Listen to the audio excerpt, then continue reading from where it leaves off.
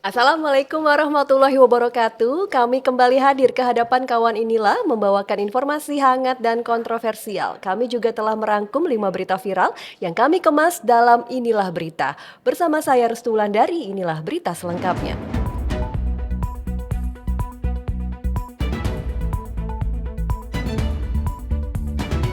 Informasi pertama, kabar dari Presiden kita Joko Widodo, di mana Presiden Jokowi yang sebelumnya sering mengingatkan pejabat publik bersikap netral di pemilu, entah mengapa tiba-tiba mengungkapkan Presiden boleh memihak dan berkampanye.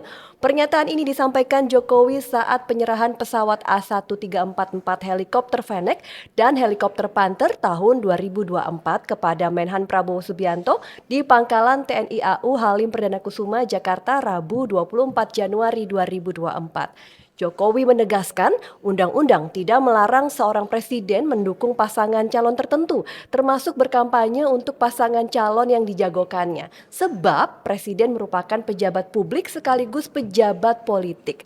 Sementara untuk menghindari konflik kepentingan saat berpolitik, Jokowi mengingatkan presiden maupun menteri-menteri tidak boleh memakai fasilitas negara.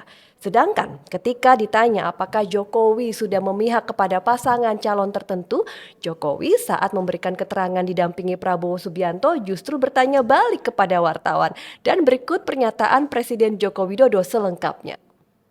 Ya, ini kan hak demokrasi, hak politik setiap orang, setiap menteri sama saja. Yang paling penting presiden itu boleh loh kampanye. Presiden itu boleh loh memihak. Boleh. Tapi yang paling penting waktu kampanye tidak boleh menggunakan fasilitas negara. Boleh, Pak. Kita ini kan pejabat publik sekaligus pejabat politik. Masa gini nggak boleh berpolitik? Nggak boleh. Menteri juga boleh. Gimana? Itu saja. Yang mengatur itu hanya tidak boleh menggunakan fasilitas negara. Itu aja. Pak, terima kasih. Kalau misalnya ada rekomendasi untuk mundur, Pak. Di mana? Ya saya mau tanya. Ya enggak. Terima kasih, Pak. Kalau ada rekomendasi para Namun, apa yang dikatakan Jokowi berbeda nih dengan pernyataan Kepala Staf Kepresidenan Muldoko. Sebelumnya, Muldoko memastikan Presiden Jokowi bersikap netral dalam pemilu 2024. Muldoko mengatakan bukti ini bisa dilihat ketika sidang kabinet, di mana Presiden Jokowi tidak pernah menunjukkan perbedaan sikap terhadap paslon tertentu. Begitu juga terhadap pelayanan fasilitas publik yang dikelola negara, semuanya netral. Dan berikut penjelasan Muldoko yang disampaikannya pada pertengahan Januari lalu. Ya, beliau selalu berbicara dengan kita netral. Ya. Buktinya apa? Buktinya apa? Kita lihat pelayanan publik kita tidak ada mengesampingkan pihak siapapun. Nggak ada di dalam pelayanan publik. Oh ini apa itu kelompoknya calon nomor 1, ini kelompoknya calon nomor 2, ini nomor 3. Akhirnya pemerintah membatasi dalam memberikan pelayanan. Nah itu nggak netral. Wah ini Pak Presiden ini nggak netral ini. Nggak ada itu. Nggak ada kita bicara di dalam sidang kabinet. Oh ini kelompoknya ini. Toh di dalam kabinet sendiri juga terdiri dari berbagai calon. Jadi kalau Presiden mengatakan sesuatu, pasti calon yang lain akan dengar. Nggak pernah. Nah itu cara melihatnya. Sementara mantan Wakil Presiden Yusuf Kala adalah salah satu pihak yang mengingatkan Presiden Jokowi tetap netral di Pilpres 2024. Menurutnya netralitas merupakan bagian dari integritas seorang presiden dan juga bagian dari sumpah yang disampaikan saat menjabat. Kala menegaskan sumpah jabatan harus dijaga karena sifatnya lebih tinggi dari Undang-Undang Dasar 1945. Saya selalu ingatkan integritas itu tercantum dalam adilnya dan sumpahnya seorang presiden. Itu dimulai dengan pernyataan demi Allah saya akan melaksanakan tugas-tugas itu sebaik-baiknya dan seadil-adilnya, ujar Yusuf Kala. Jokowi menjadi orang paling disorot setelah putra sulungnya Gibran Raka Buming Raka lolos mengikuti pemilu presiden mendampingi Prabowo Subianto setelah MK mengabulkan gugatan mengubah batas usia minimal calon presiden dan wakil presiden. Ketua Majelis Hakim MK saat itu adalah Anwar Usman, ipar Joko Widodo. Berhasil majunya Gibran oleh banyak pihak ini dituding lantaran intervensi Jokowi. Pencalonan Gibran ini juga yang membuat hubungan Jokowi dan PDIP renggang. Ya, balik soal presiden boleh berkampanye atau tidak, ini biar ada pencerahan ya buat kawan inilah. Tapi harap dikoreksi juga nih apabila saya mungkin salah ya. Kalau tidak salah di Undang-Undang Nomor 7 Tahun 2017 tentang Pemilu ini memang sudah mengatur daftar pejabat negara yang tidak boleh dilibatkan sebagai pelaksana atau tim kampanye pemilu. Hal itu juga termuat dalam pasal 280 ayat 2 dan 3 di mana maksud kami dalam daftar itu tidak ada presiden, menteri maupun kepala daerah. Lalu di pasal 299 ayat 1 juga tertulis presiden dan wakil presiden mempunyai hak melaksanakan kampanye. Namun demikian, pasal 281 Undang-Undang Pemilu memberi sejumlah syarat bagi pejabat negara yang berkampanye termasuk para menteri dan kepala negara. Benar yang dikatakan Presiden Jokowi, selain harus cuti di luar tanggungan negara, mereka juga dilarang menggunakan sejumlah fasilitas negara. Tapi kalau merujuk sumpah jabatan, memang Presiden harus memegang teguh Undang-Undang 45 dan menjalankan segala undang-undang dan peraturan dengan seluruh-seluruhnya serta berbakti kepada nusa dan bangsa. Nah, dengan dua pedoman ini nih, gimana nih menurut kawan inilah? Setuju nggak sih kalau presiden ikut berkampanye mendukung salah satu paslon yang pasti kita tahu dong kira-kira presiden dukungnya siapa? Tulis ya di kolom komentar kawan. Kita ke berita kedua, Mahfud MD akhirnya menyatakan akan mundur dari jabatannya sebagai Menko Polhukam. Kepastian ini disampaikan Cawapres nomor urut 3 ini di acara Tabrak Prof di Semarang Selasa 23 Januari 2024. Sikap Mahfud ini mengamini pasangannya di Pilpres Ganjar Pranowo karena telah menjadi kesepakatan. Mahfud mengaku sebenarnya sudah lama merencanakan mengundurkan diri, tepatnya ketika akan mulai debat pertama. Dengan mundur dari jabatan menteri, Mahfud merasa bisa lebih leluasa untuk membuka dan mengungkapkan data ke publik. Namun, ada hal yang kemudian dipertimbangkannya, yakni etika kepada Presiden Jokowi yang telah mengangkatnya sebagai Menko Polhukam. Mahfud juga memastikan tidak pernah menggunakan fasilitas negara dan kewenangan sebagai Menko Polhukam untuk kampanye. Namun, belakangan ia melihat kandidat lain yang juga duduk di pemerintahan justru menyalahgunakan fasilitas dan kewenangannya. Alasan itulah yang membuat Mahfud segera mundur dari jabatannya. Dan berikut pernyataan Mahfud MD. Saya merencanakan mengundurkan diri itu sebenarnya sudah lama ketika akan mulai debat pertama. Agar bisa lebih leluasa membuka data sebenarnya, sehingga lebih etis saya membaca data-data itu kalau saya tidak di pemerintahan. Tetapi pada waktu itu ada beberapa pertimbangan, ya. Pertimbangannya perlu etika saya kepada Pak Jokowi. Saya dulu diangkat oleh beliau dengan sangat terhormat, dengan penuh kepercayaan kepada beliau sebagai presiden rakyat, dan saya harus mempersiapkan masa transisi baik-baik ya, karena saya akan bersama calon presiden rakyat yang lain, namanya Pak Ganjar Pranowo. Saya sudah sepakat dengan Pak Ganjar Pranowo untuk saya mundur pada momentum yang tepat sambil membuat masa transisi itu. Kemudian pertimbangan ini menjadi sangat lebih penting lagi dalam situasi sekarang karena selama 3 bulan saya sudah memberi contoh. Sebagai menteri yang menjadi calon, saya tidak sedikit pun menggunakan fasilitas negara ketika untuk kepentingan kampanye. Kemudian juga ya, saya juga tidak minta protokoler yang lebih dari yang ditentukan oleh pemerintah, oleh KPU dan sebagainya, sehingga saya juga tidak pernah minta penjemputan didampingi pejabat atau apapun, kecuali yang melekat secara hukum kepada saya diberikan oleh pemerintah. Dan ternyata di dalam perkembangannya saya melihat banyak atau adalah gejala-gejala di mana pejabat tidak se-fair saya di dalam melaksanakan tugas. Masih mencampur aduk antara keperluan politik dan keperluan dan tugas jabatan. Sehingga saya sudah merasa memang ya saya harus konsekuen untuk menyatakan bahwa saya akan menentukan sikap pada saatnya dengan baik-baik.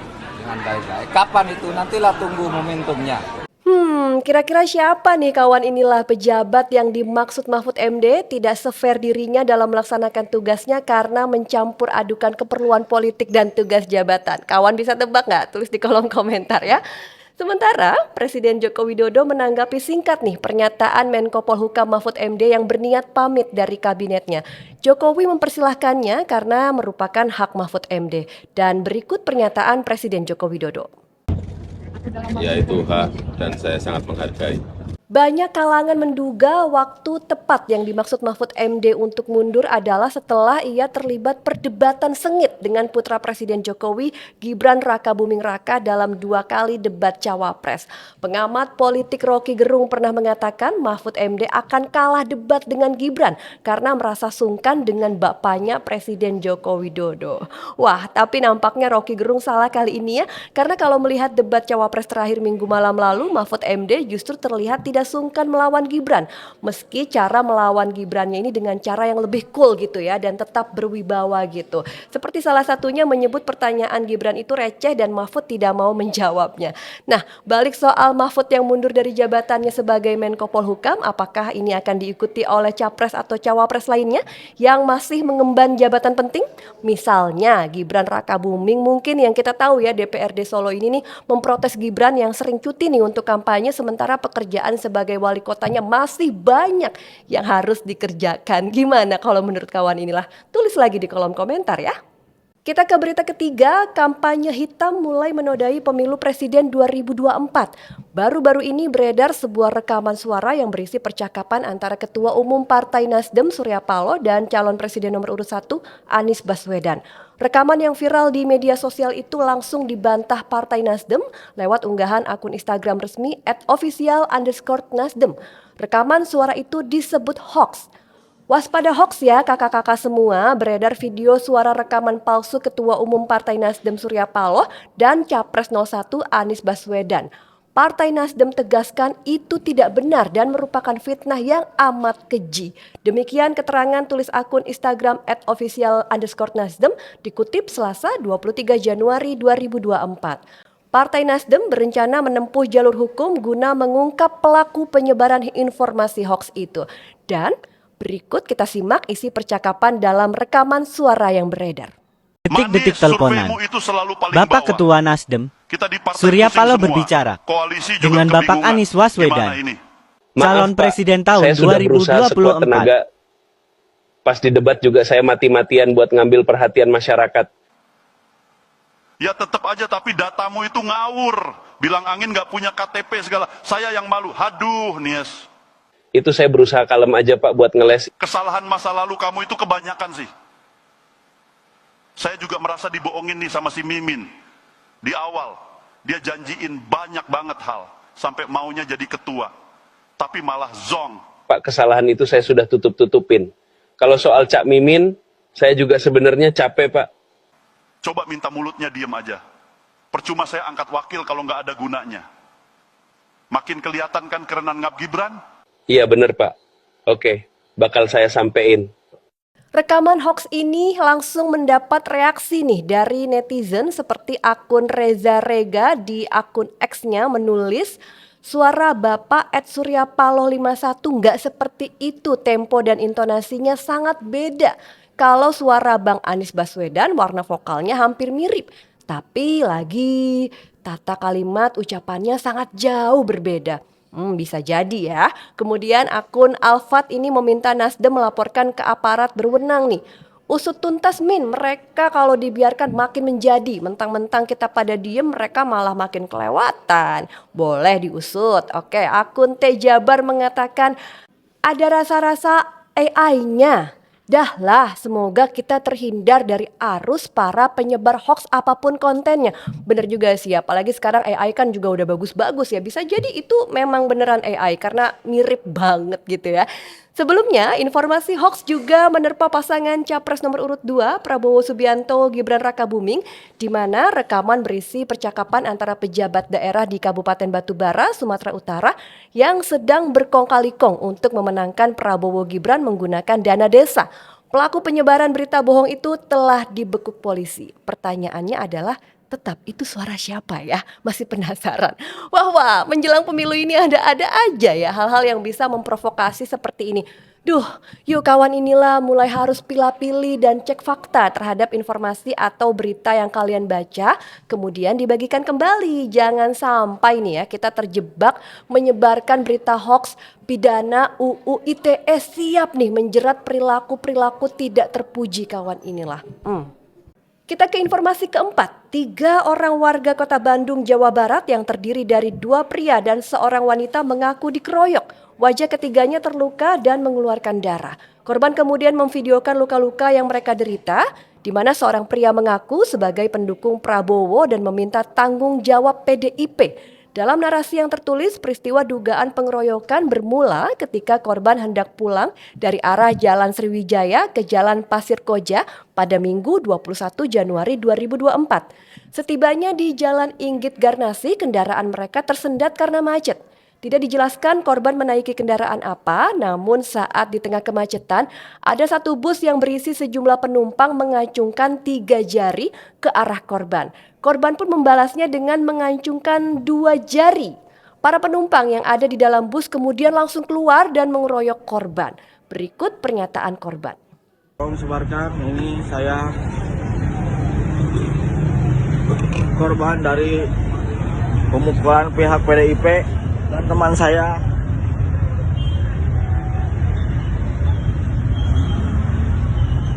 Nah, ayo benang iya. Tolong ini sebarkan video ini. Saya pendukung Prabowo, namun saya dipukuli oleh pendukung Ganjar Pranowo. Terima kasih.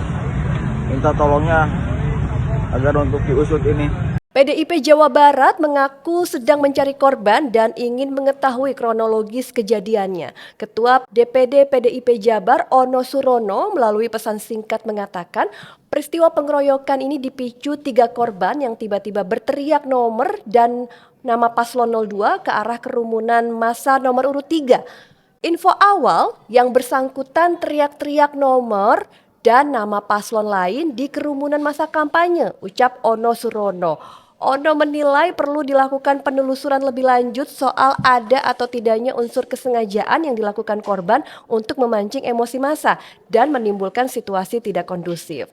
Sehingga yang perlu dicermati apakah yang bersangkutan ada pengondisian untuk memancing suasana tidak kondusif dan menyulut emosi peserta kampanye sehingga terjadi keributan dan terjadi dugaan pemukulan itu, ucap Ono Surono. Pemilu 2024 memang telah panas dan bergeser dari akal sehat. Selain kasus pengeroyokan di Bandung, sebelumnya juga terjadi peristiwa penembakan terhadap kader pendukung Prabowo Gibran. Sebaiknya elit-elit politik termasuk capres dan cawapres tidak bertindak provokatif agar tidak menimbulkan gesekan di kalangan pendukung. Ini nih, gesekan sesama pendukung yang kadang tidak bisa dikontrol ya. Capres, cawapres memang harus lebih mengedukasi juga nih dalam setiap kampanyenya, mengajak para pendukungnya untuk tetap suportif dan jangan saling provokasi. Karena makin kesini banyak nih orang-orang yang jadi mengagung-agungkan pilihannya, terus disampaikan secara terang-terangan baik secara langsung atau di sosial media mereka masing-masing. Nah, kalau orang yang nggak suka kan lama-lama jadi enak begitu ya, akhirnya jadi renggang hubungannya karena pilpres, menyulut emosi hingga ya itu terjadi kekerasan, pemukulan, penembakan dan sebagainya. Boleh kita mendukung tapi bukan memprovokasi ya, yang malah jadi menyulut emosi pendukung paslon lain atau masyarakat.